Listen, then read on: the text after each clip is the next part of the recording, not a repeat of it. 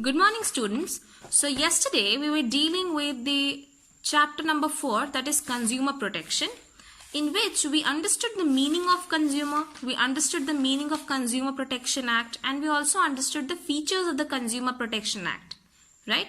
We'll just brief up very fast before starting today's session. So in the last session we understood that consumer is basically a person who is the ultimate user of the good or a product, right? I told you that a retailer cannot be a consumer because he is not using all the commodities that he is purchasing from the wholesaler, right? He is not using it for his, he is not consuming it for his own purpose. He is selling it again, and wherever there is a further selling of the goods or services, it means that the person is not consuming it. Therefore, he is not a consumer. I have explained these terminologies in the previous session very clearly. You may go and visit it once again. Now we also understood that what is the need of this Consumer Protection Act. In that we understood that consumers are often being cheated by the sellers. Then there is a platform where a consumer can go and file a case or complain against the seller regarding whatever kind of mishappenings have been happened to the consumer. We also understood about the features of Consumer Protection Act, in which we dealt that in Consumer Protection Act, it has a special kind of consumer court. And we understood that that kind of court is not as similar to the justice of court that we have in our country. That is the lower court, the high court and the Supreme Court. We understood that in the special consumer court, whichever person has a complaint, he or she can file a complaint free of cost, and he will not have to hire a lawyer for this case. And we also understood that the judgment provided for the case is within a very time limit. That is, the judgment is very speedy. It is not like the judgment provided to the Court of Justice in India. For example, if you are filing a case in High Court due to some kind of problem, there are times you have seen there are many cases for which judgment will be provided after 10 years or 20 years, or even when the person is not alive. But in the case of consumer court, there is a fixed time frame within which the verdict or the judgment has to be passed. So these are certain benefits of the special consumer court. There are other features as well which we have dealt. You can read it from a book or you can watch the previous session. Today we will deal with another important topic, that is rights of the consumer. See, rights of the consumer as per the Consumer Protection Act. So Consumer Protection Act has given 6 rights to the consumer, right? And before starting this right, I'll ask you a question. What do you mean by right? In the Constitution of India, you have learnt in civics that there are various rights given to the citizen of India. And according to the Consumer Protection Act, these are certain rights provided to the citizen of India. So rights means adhikar.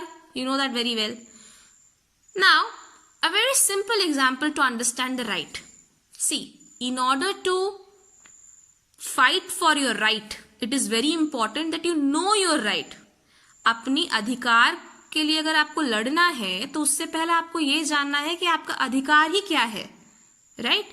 For example, in case if you have some doubt in your class and you are asking your teacher to solve your doubt, but he or she is not solving your doubt, not clearing your doubt, what do? You go to the principal and complain about the teacher, and later on the principal takes action upon it.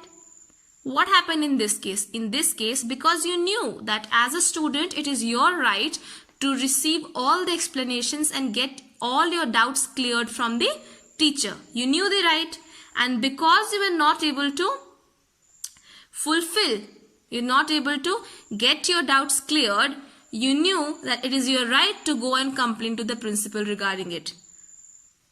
Okay. So now let's understand the other 6 points provided to the consumer under the Consumer Protection Act. Right to safety. Right to safety here means that any person, any consumer who is going and purchasing something from the seller has to provide all the safety instructions to the consumer.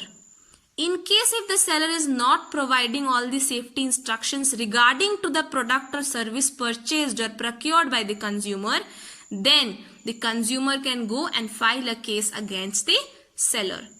For example, whenever you go to a druggist, for example, you went to a medical shop, there is a druggist or a chemist who is giving you the medicine. What does he do?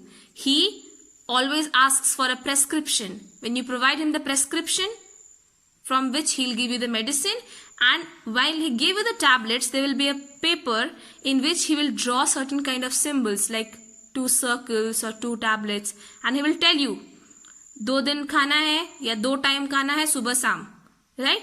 And he will also tell you खाने से पहले या खाने के बाद. So what is this? He is providing you safety instructions, right? So these are for certain things that you need to understand. For example, if there is electric appliances, another example, wherever you purchase it, it is the duty of the seller to inform you that whenever you use this product, you need to have certain amount of voltage, or else what will happen? Or else the machine will not work. So these are safety instructions that has to be provided by the seller to the consumer while he is selling the good. Now in right to be informed, what does it mean? It means that any consumer has the complete right to get information about the product or the good or the services that he is receiving from the seller. Like for example, when you purchase a packet of masala, right?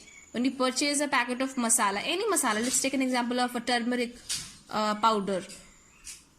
If you just see the back side of that particular product packet, you can see what are the carbohydrates, the fats, the ingredients used in it, what is the manufacturing date, the expiry date, as well as the maximum retail price, right?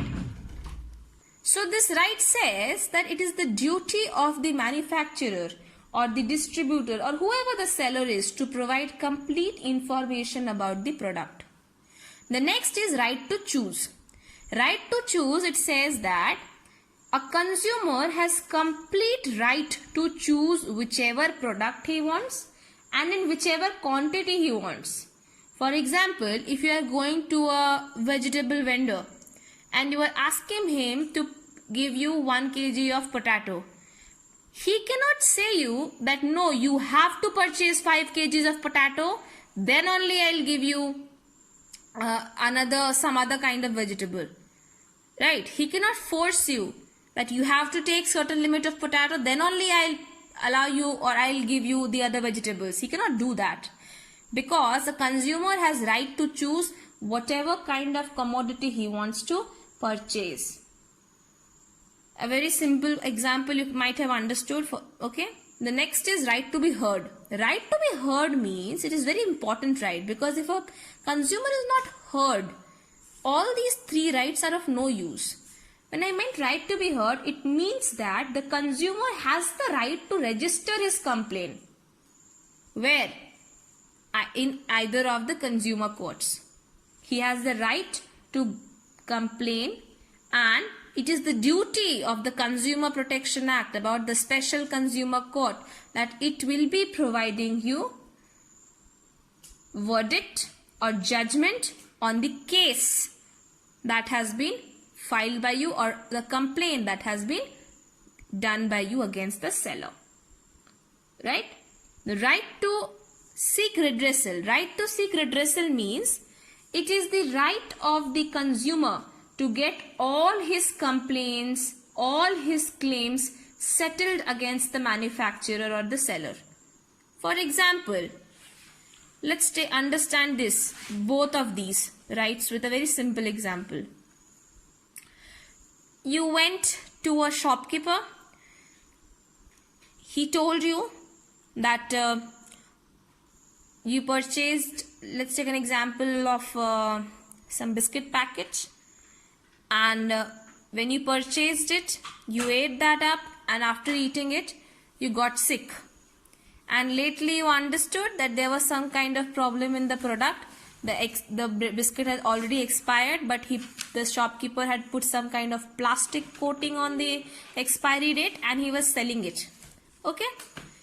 Now, As a consumer, because you're sick, you went to the consumer court and filed a complaint against the seller, telling that I purchased this thing and I became sick after eating it. And lately I understood that actually the expiry date printed was something else. The shopkeeper cheated me. Now the Consumer Protection Act says that when you are putting that complaint, it is the duty of the Consumer Protection Act that it has to hear your complaint. It cannot ignore it saying that अच्छा एक biscuit का packet ही तो खाया है, क्या दिक्कत है? Getting my point? And right to seek redressal means that while you have complained it and while your complaint is being heard by the Consumer Protection Act or the Special Consumer Court, it is the duty of the Special Consumer Court, either of the three, the District Forum or the National Commission or the State Commission, it is the duty that it will be providing judgment and verdict, and it after providing the verdict or judgment, it will make the manufacturers or the seller settle the claims of the unfair trade practice done. What I mean to say is, if the complaint is posed by you and the court says that whatever expenditure has incurred, whatever expenditure has taken place regarding the medicine and all those things that the person has taken because of the ill health after consuming the expired biscuit. So it is the duty of the manufacturer or any seller to provide the compensation that has been asked by the court to be given to the consumer. Now, for example, if you are purchasing a bulb, okay, and when you bring it home, you ask the seller before that, is this bulb okay? The seller tells you, yeah, it is okay. When you come home and when you try to use that bulb, you see that the bulb is actually not glowing. There is some kind of issue in it. What will you do? You will go back to the seller and ask him to replace it. Now, you have the complete right and authority as a consumer to ask the seller to replace it. And if he is not replacing it, you can go to the consumer court being a consumer and file a complaint against that seller. Understood? The next right talks about the right to consumer education, in which it says that any consumer must be aware of the rights and the remedies that are provided under Consumer Protection Act. Now, the 6 rights that we have dealt, these are again a part of Consumer Protection Act, and the remedies of these will be dealt in the next video session. But it is very important that any consumer must be aware of the rights that has been provided to them, and in case if the right is not known to them, how will they fight for the right? Because we understood the meaning of the right in the earlier of this session, and we also understood that once some kind of fraudulent activity or cheating or any mishappening is taking place with the consumer, there are certain remedies that has been laid down by the Consumer Protection Act, and the consumer has the complete right to receive those. Okay, so I hope you have understood today's session. You can go and read the book as well.